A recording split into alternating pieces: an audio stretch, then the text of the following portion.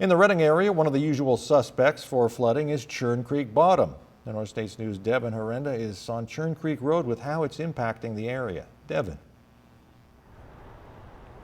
Mike, we've received several pictures and videos of flooding from residents of the Churn Creek area, and earlier today I saw flooding along Granda Drive. In recent days, flooding showed up in the road by a few Granda Drive homes due to rain. A flattened pipe leading to a ditch was the big contributing factor to the water building up, according to a resident I spoke to today, along with Shasta County crews who were working on the issue this morning. The resident, Jeff Sellers, tells me it had been an ongoing problem. It's been crazy because I got this morning to go to work and I walked out and in about 2 feet of water out of my garage. I hope it gets it done before the next rain, because if the next rain comes, I have no room to give. I have no options now.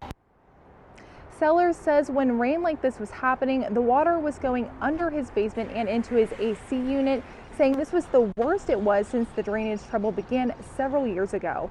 He tells me the drain was fixed as of this afternoon. The water is now down, with the street again being visible. Sellers says the leach field was compromised at a home of his as a result of flooding, but should improve in time.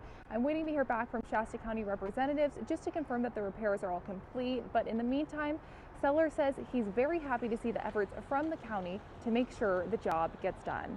Live in Redding, Devin Herenda, the Northstate News.